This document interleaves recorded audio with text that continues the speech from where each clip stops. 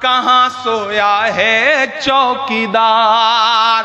Petrol और diesel की कीमत रही सैकड़ा मार, कहाँ सोया है चौकीदार। इस्तकबाल है नाजरीन आप सभी का IR मुशायरा मीडिया में मैं आपके साथ मोहम्मद इरशाद। आइए दोस्तों आज की इस वीडियो में इमरान प्रतापगढ़ी की एक बेहतरीन नज़म सुनते हैं। दोस्तों वीडियो शुरू करेंगे उससे पहले आपसे गुजारिश है, अगर वीडियो को लाइक नहीं किए हैं तो लाइक कीजिए और चैनल में पहली बार विजिट किए हैं तो सब्सक्राइब करके बेल आइकन को प्रेस कर दें। वो दिन याद है आपको ना, वो नारे भी याद हैं।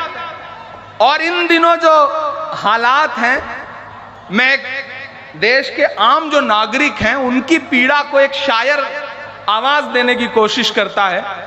यहां से वहां तक शिरकत करिएगा कि कहां सोया है चौकीदार। वाह वाह वाह वाह। देखिए मैं फिर नाम नहीं ले रहा हूं, लेकिन आप समझ जाएंगे अगले मिसरे पे, मैं जानता हूं कि कहां सोया है चौकीदार, कहां सोया है चौकीदार, कहां सोया है चौकीदार, कहां सोया है चौकीदार। पेट्रोल और डीजल की कीमत रही सैकड़ा मार, कहां सोया है चौकीदार, कहां सोया है चौकीदार। मैं फिर कोई नाम नहीं ले रहा हूं कि चाय बेचने वाला, नहीं पूरा पूरा तो होने दीजिए। देखिए अभी मैं हाजी साहब से पूछूं कि आपके साथ कौन आदमी पढ़ता था तो इनके 2-4 क्लासमेट निकल आएंगे। नदीम भाई भी बुजुर्ग आदमी, अगर इनसे पूछूं कि आपके साथ ग्रेजुएशन में कौन था तो 1-2 नाम, 1-2 इनके सहपाठी जरूर होंगे। जी बिल्कुल। लेकिन अगर मैं प्रधानमंत्री जी से पूछूं कि पॉलिटिकल एंटायर साइंस में जब आप MA कर रहे थे तो आपके साथ पढ़ने वाले एक व्यक्ति का नाम बताइए, तो वो नहीं बताएंगे। क्योंकि ऐसा इसी तरह से मैं अगर उनसे पूछूं कि भैया किसने पी थी, कहां बेची थी, कोई सबूत नहीं है। लेकिन भाषण की जो कला है उस कला ने देश को सम्मोहित किया। अब मैं अपनी शायरी की कला का प्रदर्शन करता हूं और आपको पुकारता हूं, कहां सोया है चौकीदार, कहां सोया है चौकीदार। गैस सिलेंडर की कीमत भी 1000 के पार, कहां सोया है चौकीदार, कहां सोया है चौकीदार। आइए दोस्तों नज़म सुनने के बाद बेहश्ती ज़ेवर किताब से कुछ बातें सुनते हैं।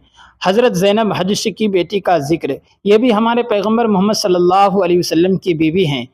हज़रत ज़ैद एक सहाबी हैं, हमारे पैगंबर हज़रत मोहम्मद सल्लल्लाहु अलैहि वसल्लम ने उनको अपना बेटा बनाया था।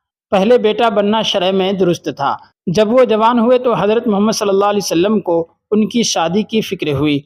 आपने उन्हीं ज़ैनब के लिए उनके भाई को पैगाम दिया। ये दोनों भाई बहन नस्ब में हज़रत ज़ैद को बराबर का ना समझते थे, इस वास्ते अव्वल रुके, मगर खुदा ताला ने ये आयत भेज दी कि पैगंबर की तजवीज़ के बाद फिर मुसलमान को कोई उज़्र नहीं चाहिए।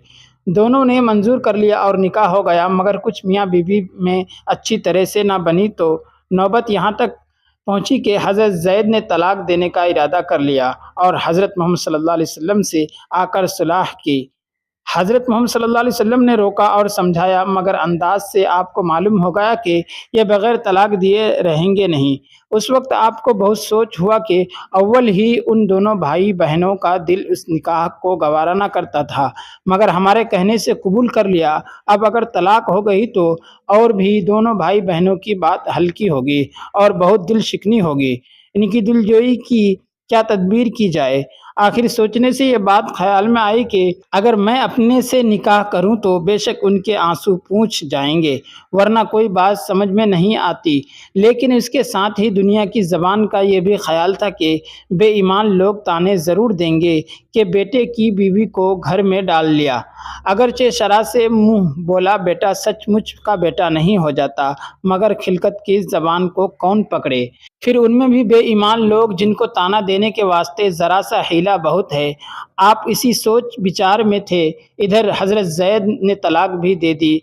इद्दत गुजरने के बाद आपकी ज़्यादा राय इसी तरफ ठहरी कि पैगाम भेजना चाहिए। चुनांच आपने पैगाम दिया। उन्होंने कहा, मैं अपने परवरदिगार से कह लूँ, अपनी अक़ल से कुछ नहीं करती, उनको जो मंजूर होगा आप ही सामान कर देंगे। ये कहकर वज़ू करके मुसल्ले पर पहुँच नमाज में लग गईं और नमाज के बाद दुआ की। अल्लाह ताला ने अपने पैगम्बर मोहम्मद सल्लल्लाहु अलैहि वसल्लम पर ये आयत नाजिल कर दी कि हमने उनका निकाह आपसे कर दिया। आप उनके पास तशरीफ़ ले आए और ये आयत सुना दी। वह अपनी बीवियों पर फ़ख्र किया करती कि तुम्हारा निकाह तुम्हारे माँ बाप ने किया और मेरा निकाह खुदा ताला ने किया। दोस्तों, वीडियो के आखिर में आपसे गुजारिश है, अगर वीडियो पसंद आई हो तो लाइक कीजिए और चैनल को ज़रूर सब्सक्राइब कीजिए।